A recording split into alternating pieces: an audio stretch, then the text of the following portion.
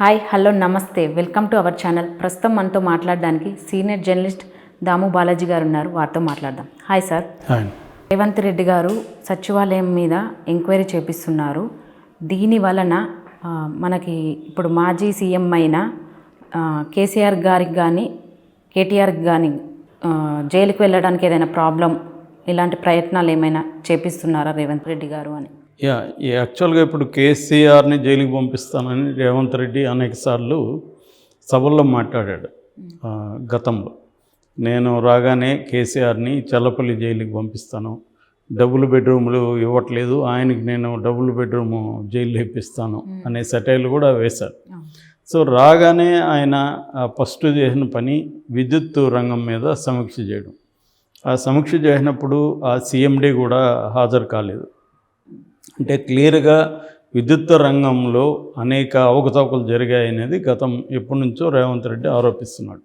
అంటే రేవంత్ రెడ్డి గత 20 ఏళ్ళ నుంచి కూడా ప్రతిపక్షంలో ఉన్నాడు. ఇక్కడ తెలంగాణ ఏర్పడిన 10 ఏళ్ళ నుంచి కూడా గట్టిగా ఆయన కాంగ్రెస్ తరపున ఈ ప్రభుత్వంలో జరిగిన అనేక అవినీతికి అక్రమాలకు వ్యతిరేకంగా పోరాడుతున్నాడు.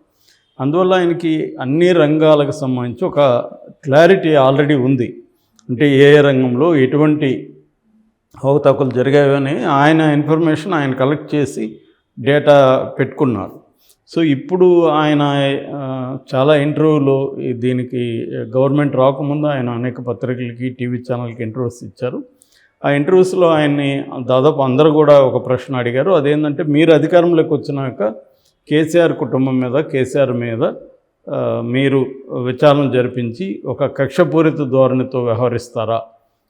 ఎందుకంటే జగన్ అక్కడ చంద్రబాబుని అరెస్ట్ చేసి జైల్లో పెట్టాడు, లోకేష్ మీద కూడా కేసులు ఉన్నాయి.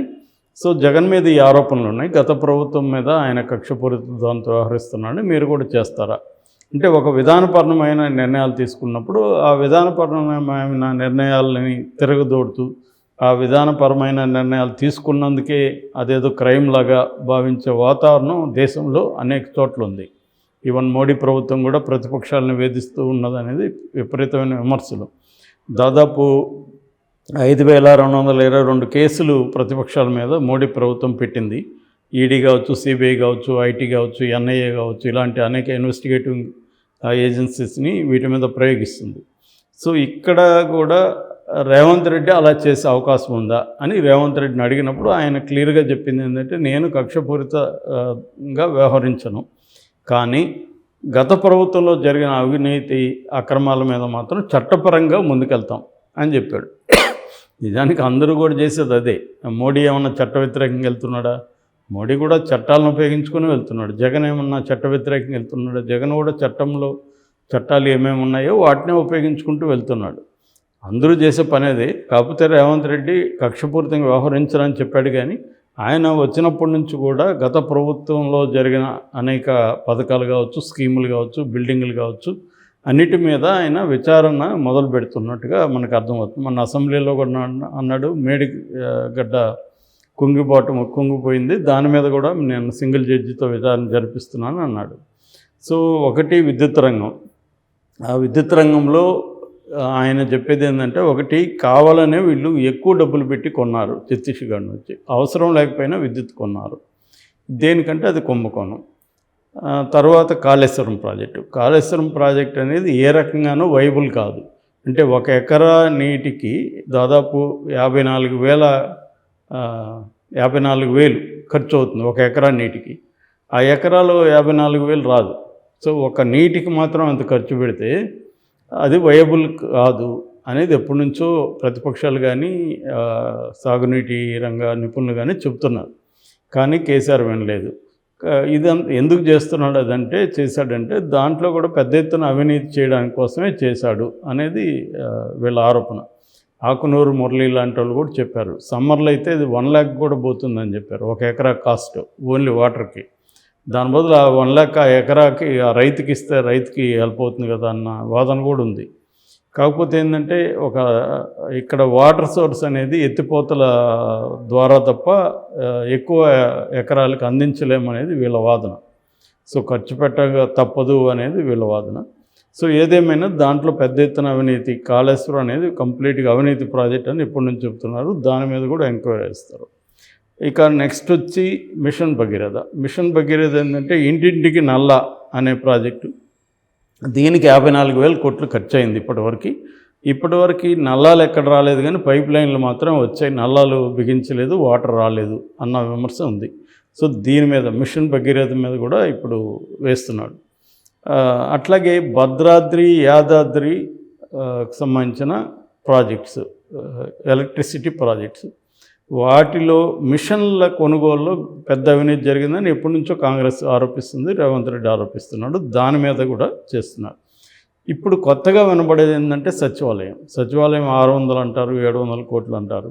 సో నిజానికి సచివాలయం తెలంగాణకు అవసరం లేదు, ఆల్రెడీ ఆ సచివాలయం ఉంది. దాంట్లో చిన్న చిన్న రిపేర్లు చేసుకుంటే అది హ్యాపీగా వాడుకుండొచ్చు. కానీ ఈయన కావాలని దాన్ని కట్టాడు, అది కూడా డబ్బులు తినడం కోసం కట్టాడు అనేది వీళ్ళ ఆరోపణ. దానికోసం ఒక వాస్తు బాగాలేదు గతంలో అని ఒక ముఖ్యమంత్రి పర్సనల్ బిలీఫ్స్ని కాపాడుకోవడం కోసం పబ్లిక్ మనీని ఈ స్థాయిలో ఖర్చు పెట్టడం, అందులో ఇదేమీ మిగులు బడ్జెట్లో లేదు. ఆల్రెడీ మొన్న ప్రకటించారు 6,70,000 కోట్లు అప్పు ఉంది. సో ఇటువంటి అప్పున్న రాష్ట్రంలో కావాలని ఇటువంటి బిల్డింగులు కట్టడం ఎందుకంటే ఆయన డబ్బులు తినడానికి, ఆయన కుటుంబం అనేది ముందు నుంచి ఆరోపణలు. సో ఇప్పుడు కొత్తగా సచివాలయం మీద కూడా విచారణ జరిపిస్తానంటున్నాడు. దాంతోపాటు కమాండ్ కంట్రోల్ ఒకటి కట్టారు. ఈ రెండిట్లో కూడా అవకతవకలు జరిగాయి అనేది రేవంత్ రెడ్డి చెప్తున్నాడు.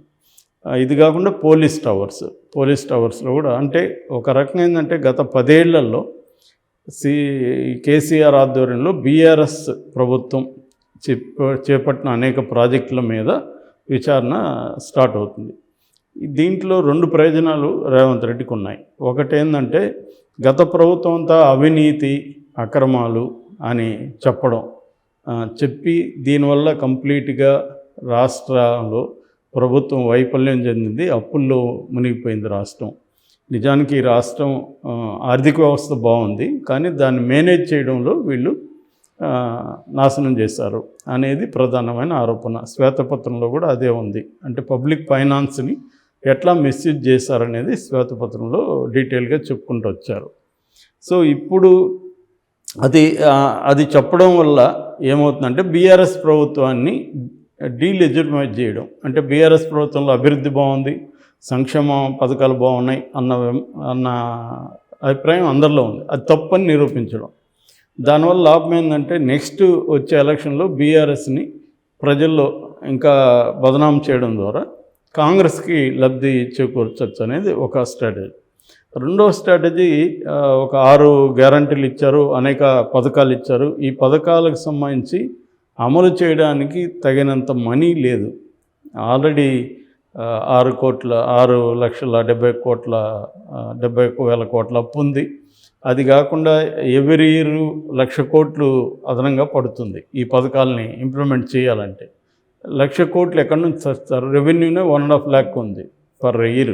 ఆ రెవెన్యూలో శాలరీస్ ఇవ్వాలి, తర్వాత అప్పులకు వడ్డీలే 34% వడ్డీలకి ఆ అప్పులు తీర్చడానికి పోతుంది, తర్వాత రోజువారీ మెయింటెనెన్స్ ఉంటుంది. సో ఇదంతా కాంగ్రెస్కి అసాధ్యమైన విషయం, ఏది పథకాలు అమలు చేయాలంటే. కానీ ప్రజల్లో హామీ ఇచ్చారు.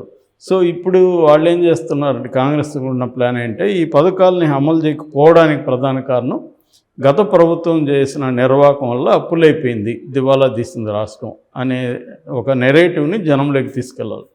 దీనివల్ల తాము ఎందుకు అమలు చేయలేకపోతున్నాము అనేది చెప్పడం ప్రధాన ఉద్దేశం అన్నమాట. ఈ 2 కారణాలతో రేవంత్ రెడ్డి చేస్తున్నాడు. రెండోది ఏమంటే ఆయనకి పర్సనల్గా కూడా కేసీఆర్ మీద కానీ కేటీఆర్ కుటుంబం మీద కానీ ఒక కోపం ఉండే అవకాశం ఉంది. ఎందుకంటే ఆయన్ని కూడా పర్సనల్గా వాళ్ళు హరాస్ చేస్తారు. 2015లో ఓటుకు నోటు కేసు పెట్టి ఆయన మీద అరెస్ట్ చేశారు. 2018లో ఇంట్లో నుంచి బలవంతంగా లాక్కుపోయారు అర్ధరాత్రి వచ్చి. సో ఇలా అనేకసార్లు అరెస్ట్ చేశారు. దాదాపు మొత్తం 10 ఏళ్లలో 300 కేసులు పెట్టారు. 2018 నుంచి ఇప్పటి వరకు దాదాపు 119 అంటే 119 కేసులు పెట్టారని ఆయన ఇంటర్వ్యూలో చెప్పారు. సో ఆయన కేసులో ఆయనకు కూడా గుర్తులేదు. చివరికి కోర్టుని అడిగి ఏమేమి కేసులు ఉన్నాయని లిస్టు తీసుకున్నానని కూడా చెప్పాడు అనమాట. ఎందుకంటే గవర్నమెంట్ డీజీపీ వాళ్ళు కూడా అడిగితే ఇవ్వలేదనేసి. సో ఆయన్ని ఒక రకంగా అరెస్ట్ చేశారు. సో దానికి రివర్స్గా ఆయనకి ఇప్పుడు కక్ష తీర్చుకునే సమయం వచ్చింది. బట్ కాంగ్రెస్ పార్టీలో ఏంటంటే సర్వస్వతంత్రుడు కాదు కాబట్టి ముందు లీగల్గానే ప్రొసీడ్ అవుదాము, లీగల్గా ప్రొసీడ్ అయితే అది ఎట్లా వెళ్తుందనేది చూద్దామనేది ఆయనకున్న ఇదన్నమాట. సో ఈ పర్పస్తో ఆయన ముందుకెళ్తున్నాడు. ఇది కొద్దిగా ముందుకెళ్తే అరెస్టులో చేసే అవకాశం ఉంటుంది. ఎందుకంటే బీజేపీకి కూడా ఇక్కడ బీఆర్ఎస్ని అనగదొక్కాలన్న ఒక ఆలోచన వచ్చిందని చెప్తున్నారు. అది కానీ నిజమైతే కేసీఆర్ మీద కేసులు పెట్టచ్చు, జైలుకి కూడా పంపించే అవకాశాలు ఉన్నాయి. అంటే సార్ ఇప్పుడు కేసీఆర్ మంచి చేసినా దానికి చెడుగానే నిరూపించుదాం, అది ఎంతవరకు మంచి చేశారు ఎంతవరకు చెడు చేశారు అనేది ఖచ్చితంగా తెలియాలని ఇప్పుడు మనకి రేవంత్ రెడ్డి గారు నిరూపించాలని చూస్తున్నారా సార్?